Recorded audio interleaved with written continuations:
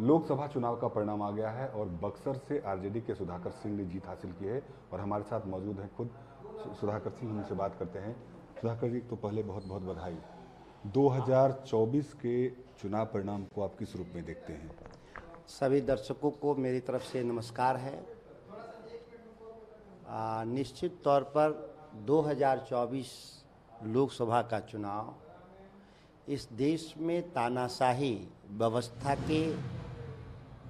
व्यवस्था पर चोट करने का काम किया कि बहुमत की आड़ में देश भर में मोदी सरकार तानाशाह रुख अख्तियार किया था, जहां नौजवानों के साथ अग्निवीर जैसा योजनाएं लाए या किसानों के साथ बर्बर कानून बनाए गए। इन तमाम अवरोधों को देखें तो 2024 जो चुनाव का परिणाम है अपने आप में एक बड़ा सबक है सत्तारूढ़ दल के लिए कि अब उनके पास एक स्पष्ट जनादेश भी नहीं है। तो इसीलिए उम्मीद है कि ये जनादेश का सम्मान लोग करेंगे, एनडीए के लोग, और जनोमुखी कानून बनाने का काम करेंगे। मतलब प्रेशर पॉलिटिक्स का दौर शुरू हो गया है देश में। देखिए, ये कहना ही कि जनता का वोट प्रेशर है तो इस बात को स्वीकार मैं करता हूँ, लेकिन प्रेशर पॉलिटिक्स क्या होता है? जनादेश ही प्रेशर है। तो जनादेश तो यही कहता है कि आप ठीक से काम नहीं किए हैं, लेकिन कोई अन्य ताकत इस पर कोई प्रेशर नहीं बनाएगी। मैं तो ये कह रहा था कि जनमत की आड़ में, जनादेश की आड़ में चंद देश के धन्ना सेठ सरकार को डिक्टेट कर रहे थे। 16 लाख करोड़ रुपए अपने कर्जे माफ़ करवा लिए, वहीं पर इस देश के किसानों का 5 लाख करोड़ का कर्जा नहीं माफ़ हुआ। तो प्रेशर, इसको कौन प्रेशर माना जा? निश्चित तौर पे मैं मानता हूं कि धनबल के जरिए भारतीय जनता पार्टी धनबल के सामने झुक रही थी, लेकिन जनबल के सामने सभी लोग नतमस्तक हुए और जितना ही जल्दी इस बात को भारतीय जनता पार्टी समझेगी उतना ही उनके लिए अच्छा है। एक सवाल है कि आप किसानों के मुद्दे पर लगातार मुखर रहे हैं, अब आप संसद में बैठेंगे। आप किसानों के मुद्दे को लेकर के अभी भी सुधाकर सिंह का वही रुख रहेगा? देखिए, मेरे रुख उससे कड़े होंगे। इसलिए कड़े होंगे कि मैं एक छोटे सदन में था, छोटे पंचायत में था, जहां हम बड़े लार्जर लेवल पे हम कोई बहुत बड़ा कानून नहीं बनवा सकते थे, हस्तक्षेप मेरा नहीं था। लेकिन जहां बड़ी पंचायत है, जहां देश के पैसे का बंटवारे का सवाल हो, वहां पर हम किसानों के लिए ज़्यादा मुखर रूप से आवाज़ उठाएंगे, जिससे कि धन का प्रवाह सुनिश्चित हो किसानों तक।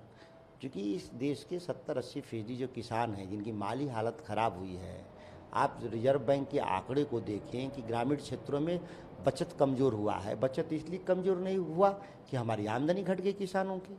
क्यों हुआ? क्योंकि कृषि क्षेत्र में निवेश सरकार ने घटा दिया। न्यूनतम समर्थन मूल्य केवल 6% घर बढ़ा रहे थे, जबकि 6% के आसपास तो महंगाई है। मतलब जाहिर सी बात है कि महंगाई को अगर एकोमोडेट कर दें, मुद्रास्फीति को, तो फिर आप बढ़ाने का कोई औचित्य नहीं। पिछले 10 सालों में हमारे किसानी में खर्चे 3 गुना बढ़े और दाम 1.5 गुना बढ़ा। तो ये घाटे का काम हो रहा था। इसको बदलने का प्रयास करूँगा। अब कुछ बिहार की बात हो जाए। बिहार में जो चुनाव प्रचार का जो दौर चल रहा था, उसमें दावे किए जा रहे थे दोनों गठबंधन की तरफ से कि सभी सीटों पर उनकी जीत होगी, लेकिन जब चुनाव परिणाम आया एनडीए को भी घाटा लगा है। लेकिन जितनी अपेक्षाएं आप लोगों की पार्टी की थी, उतने सांसद चुन के नहीं आप लोग जीत पाए। 4 सांसद ही जीत पाए। देखिए, ये बात हमसे क्यों किया जा रहा है इंडिया गठबंधन से? हमारा तो पहले आपसे सवाल है, मीडिया के बंधु से। आप तो 400 पार का नारा में मोदी में हाँ मिला रहे थे। ओपिनियन पोल, एग्जिट पोल भी आप 400 के आसपास दिखा रहे थे। तो आप लेवल प्लेइंग होने नहीं दिए।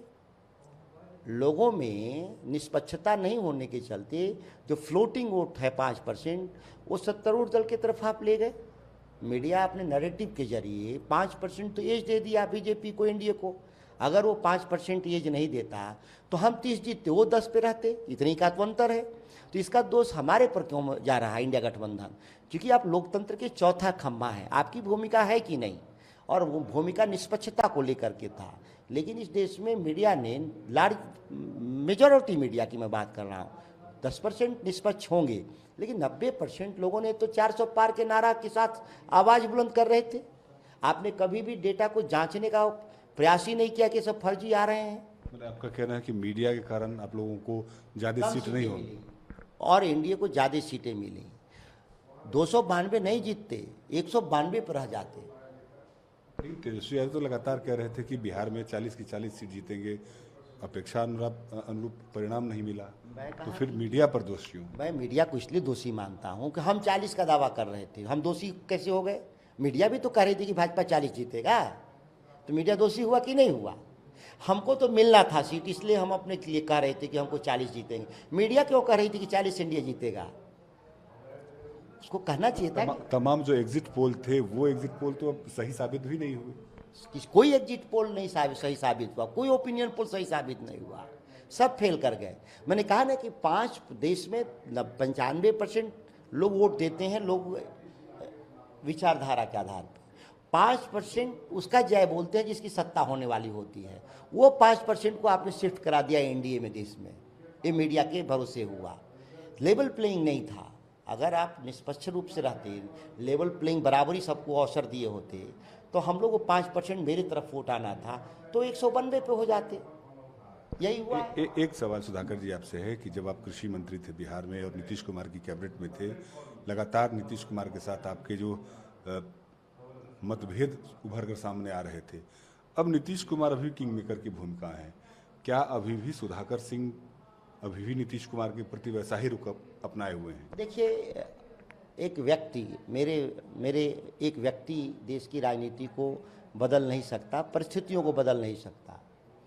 लेकिन एक बात तो तय है कि नीतीश जी जिस ऊंची आवाज़ में, जिस ऊंची सुर में कहते रहे कि बिहार को विशेष राज्य का दर्जा मिलना चाहिए, बिहार को विशेष पैकेज का व्यवस्था होना चाहिए, क्या नीतीश कुमार उस सुर में बात करेंगे देश में?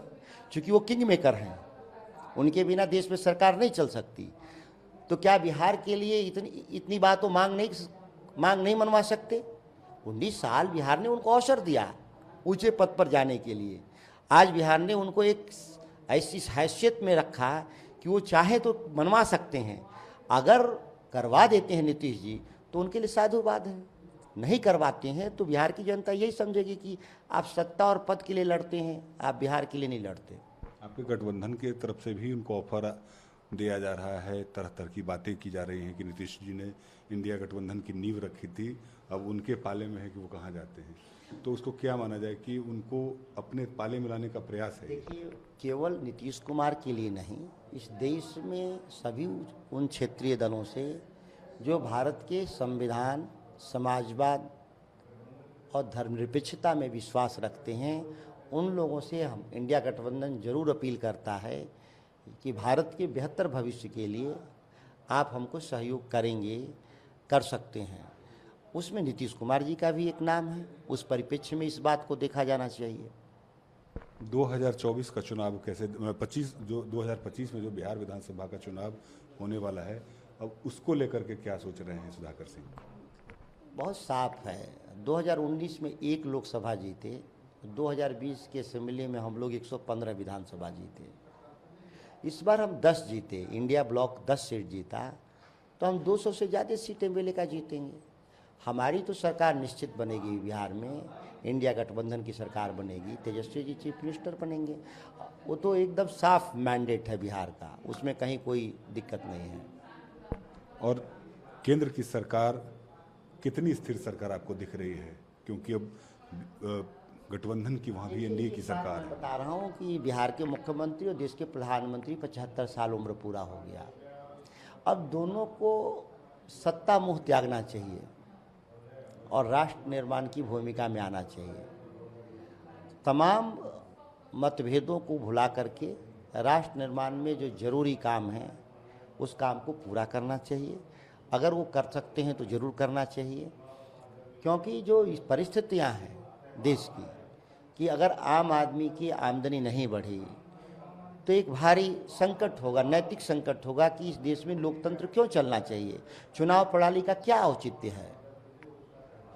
इस चुनाव के बाद लगातार इस चुनाव में आप लोगों की तरफ से कहा जा रहा था कि संविधान खतरे में है, आरक्षण खतरे में है, तो क्या इस रिजल्ट के बाद संविधान और आरक्षण अब सुरक्षित हो गया? देश का जनादेश ऐसा है देश का ऐसा जनादेश है जिसमें आप बहुत छेड़छाड़ नहीं कर सकते संविधान में और कानून में। मुझे तो नहीं उम्मीद है, अगर जो छेड़छाड़ का प्रयास करेगा उसके हाथ जल जाएंगे। तो ये थे हमारे साथ बक्सर के सांसद सुधाकर सिंह। साफ तौर पर इनका कहना है कि 2024 लोकसभा चुनाव में जो परिणाम आए हैं, इससे साफ स्पष्ट हो गया है कि 2025 का जो विधानसभा चुनाव आएगा उसमें इंडिया गठबंधन की सरकार बनेगी और तेजस्वी यादव बिहार के मुख्यमंत्री बनेंगे। कैमरामैन अशोक के साथ आदित्य झा, ईटीवी भारत, पटना।